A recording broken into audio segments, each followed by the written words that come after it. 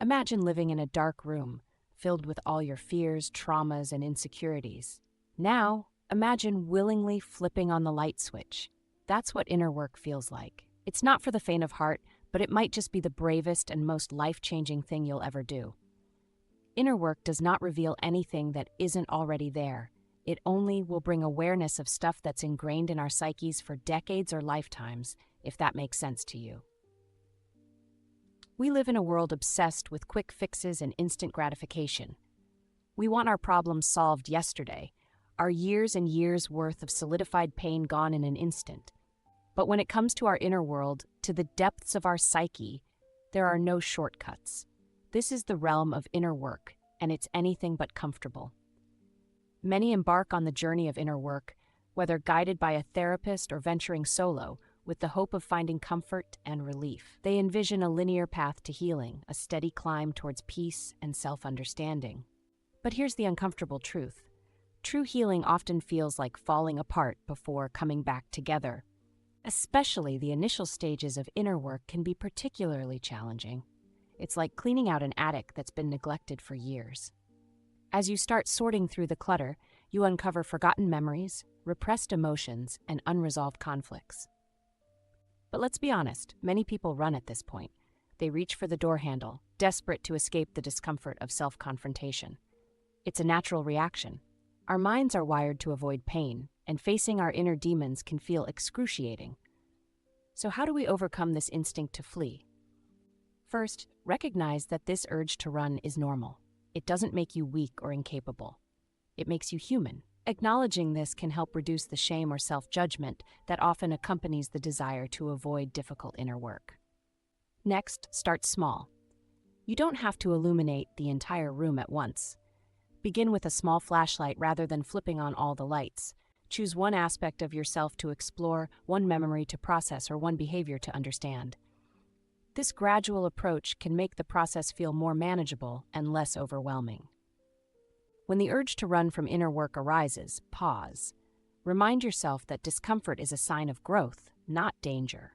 Take a deep breath and choose to stay, even for just a moment longer. Each time you do, you build the strength to face your inner world with growing courage and clarity. It's messy, it's overwhelming, and it can make you question why you started in the first place. But here's the thing. This discomfort is not a sign of failure. It's a sign that you're doing it right. Let's break this down further. When we start inner work, we're essentially rewiring our brain. Literally, we're challenging long-held beliefs, confronting deep-seated fears, and dismantling defensive mechanisms we've relied on for years. This process naturally creates friction. It's like trying to change the course of a river that's been flowing in the same direction for decades. There's bound to be resistance, turbulence, and yes, pain. But why put ourselves through this? Why not just stick to the surface-level comfort we've grown accustomed to? The answer lies in the difference between short-term peace and long-term well-being. Short-term peace is like applying a Band-Aid to a deep wound.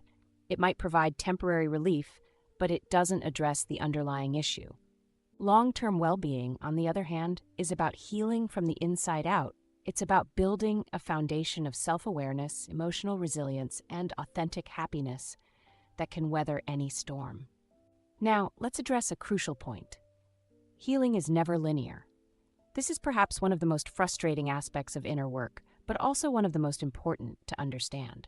You might have breakthroughs followed by setbacks, moments of clarity clouded by confusion, periods of growth interrupted by old patterns resurfacing.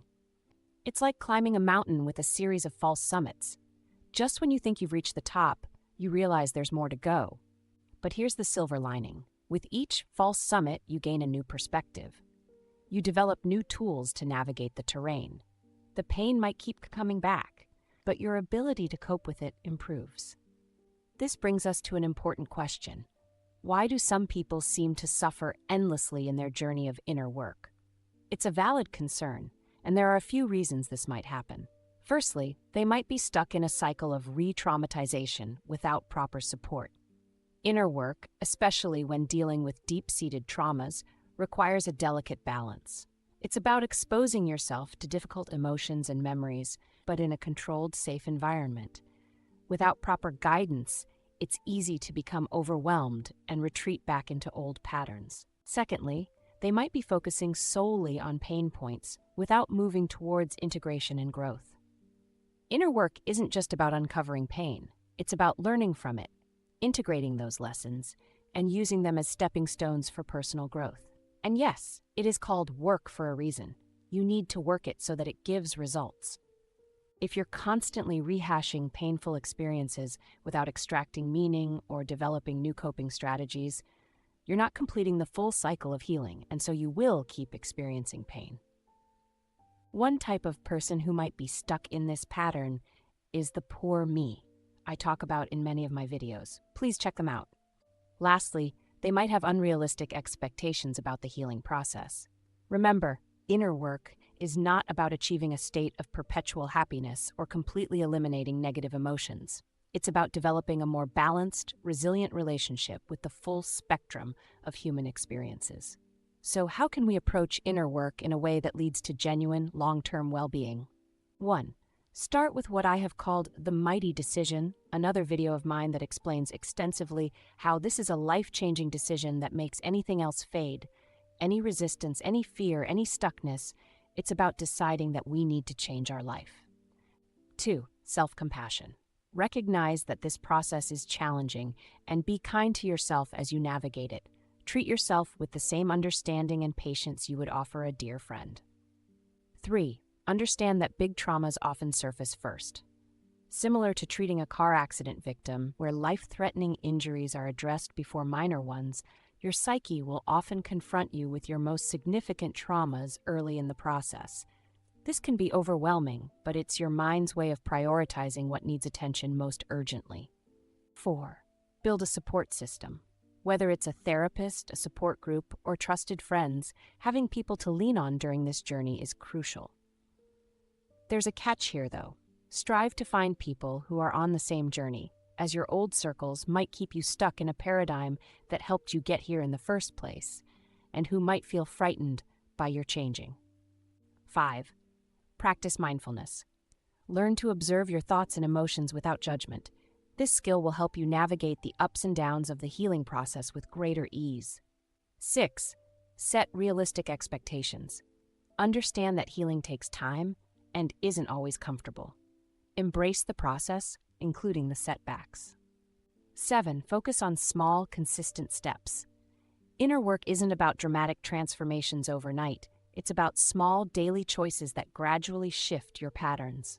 8. Learn to sit with discomfort. Instead of immediately trying to escape or numb uncomfortable feelings, practice sitting with them. Often our greatest insights come from these moments of discomfort.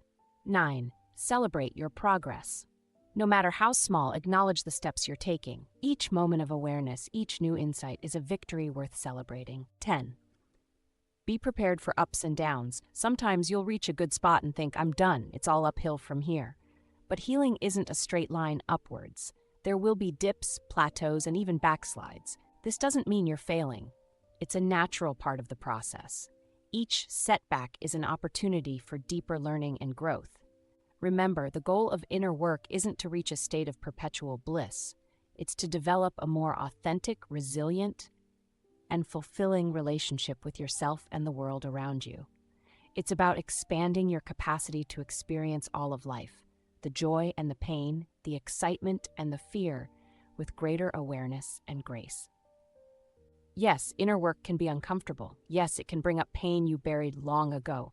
But it also has the power to liberate you from old patterns, to help you discover strengths you never knew you had, and to open up new possibilities for your life. So, the next time you find yourself in that dark room of your psyche, remember, turning on the light might be scary, but it's the only way to truly see yourself. And in that seeing, in that courageous act of self-reflection and growth, lies the potential for profound transformation. Inner work isn't about finding an escape from life's challenges. It's about developing the inner resources to meet those challenges with courage, wisdom, and an open heart. It's about trading short-term comfort for long-term well-being. And while the journey might be difficult, the destination, a more authentic, empowered version of yourself, is worth every step. So, are you ready to flip that switch? The journey of 1,000 miles begins with a single step. Your inner work, your path to long-term well-being, starts now. It won't always be easy, but I promise you it will always be worth it. Thank you for watching, sharing, and subscribing.